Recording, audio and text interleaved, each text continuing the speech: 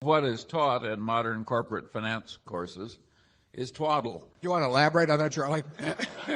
Three wonderful businesses is more than you need in this life to do very well. And the average person isn't going to run into that. I mean, if you look at how the fortunes were built in this country, they weren't built out of a portfolio of 50 companies. They were built by someone who identified with a wonderful business. Coca-Cola is a great example. A lot of fortunes have been built on that. And there aren't 50 Coca-Colas.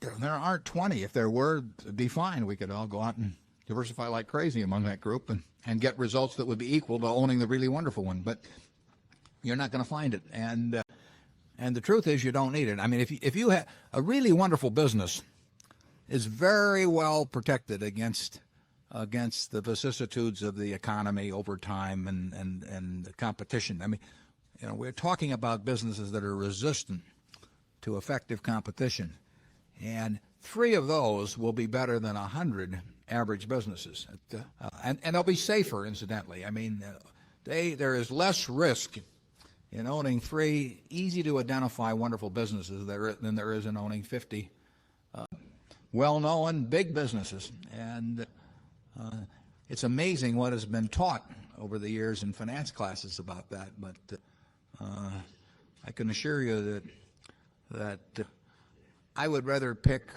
if I had to bet the next 30 years on the fortunes of my family that would be dependent upon the income from a given group of businesses, I would rather pick 3 businesses from those we own than own a diversified group of 50. Charlie? What he's saying is that what is taught in modern corporate finance courses is twaddle. You cannot believe this stuff. I mean, it's a modern portfolio theory, and it has no utility. But I mean, it will tell you how to do average. But I think anybody can figure out how to do average in 5th grade. I mean, it's just not that difficult. And it's elaborate, and there's lots of little Greek letters and all kinds of things to make you feel that you're in the big leagues. But there is no value added. I have great difficulty with it because I am something of a student of dementia, and I have. We hang around a lot together. I get ordinarily classified dementia, on some theory structure of models, but the modern portfolio theory, it involves a type of dementia I just can't even classify. Something very strange is going on. If you find 3 wonderful businesses in your life, you'll get very rich. And if you understand them, bad things aren't going to happen to those 3. I mean, that's the characteristic of it. By the way, maybe that's the reason there's so much dementia. If you believe what Warren said, you could teach the whole course in about a week.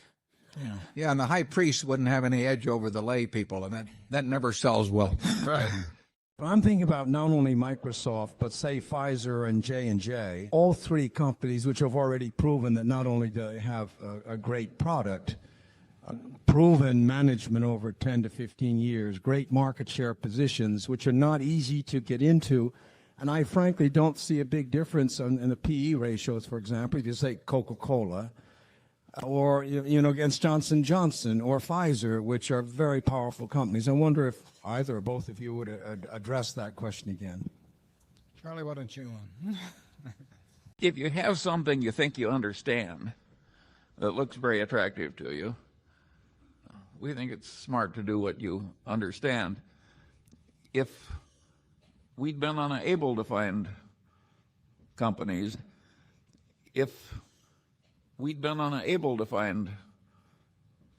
slender talents, we well might have been in the to it. We don't sneer at it. Other people with more talent have found that a wonderful course of action. We generally look at businesses. We feel change is likely to work against us. We do not have great ability. We do not think we have great ability to predict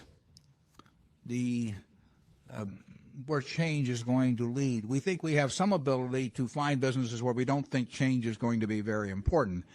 Now, at a Gillette, the product is going to be better 10 years from now than now, or 20 years from now than 10 years from now. You saw those earlier ads going back to the Blue Blade and all that. The Blue Blade seemed great at the time, but the shaving technology gets better and better.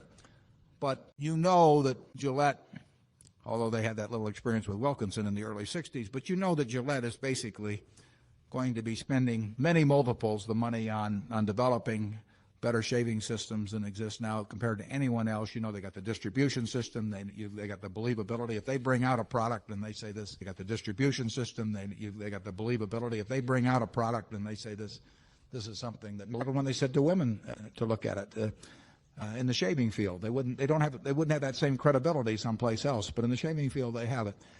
Those are assets that can't be built, and they're very hard to destroy. So change. We think we know in a general way what the soft drink industry or the shaving industry or the candy business is going to look like 10 or 20 years from now. We think Microsoft is a sensational company run by the best of managers, but we don't have any idea what that world is going to look like in 10 or 20 years. Now, if you're going to bet on somebody that is going to see out and do what we can't do ourselves, I'd rather bet on Bill Gates than anybody else. But I don't want to bet on anybody else. I mean, in the end, we want to understand ourselves where we think a business is going. And if somebody tells us the business is going to change a lot, in Wall Street they love to tell you that that's great opportunity. They don't think it's a great opportunity when Wall Street itself is going to change a lot, incidentally.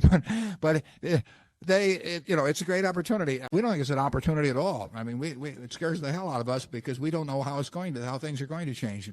We are looking, when people are chewing gum, we have a pretty good idea how they chewed it 20 years ago and how we'll chew it 20 years from now. And we don't really see a lot of technology going into the art of the chew, But, so that, as long as we don't have to make those other decisions, why in the world should we? I mean, all kinds of things we don't know. And so why go around trying to bet on things we don't know when we can bet on the simple things? We are indirectly in all of these emerging markets through Coca-Cola and Gillette. So it isn't true that we're totally absent.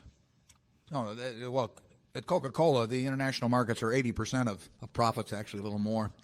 Gillette, I think they're about 70% or so. So we love the international aspects of the Coca-Cola or Gillette businesses, and that's a very major attraction. But the management of those companies is focused on that. But they have distribution systems, and they have recognition, and they've got a lot of going for them over there. But the beauty of it is that they're maximizing what they do have going for them, which was not the case 20 years ago. They just sort of let it go more by default, and they started fooling around with a lot of diversification. And basically that has not worked that well. So we like focus. We love focus. Yeah, and doing it indirectly as we've done, one can argue that we thereby do it a lot better. We won't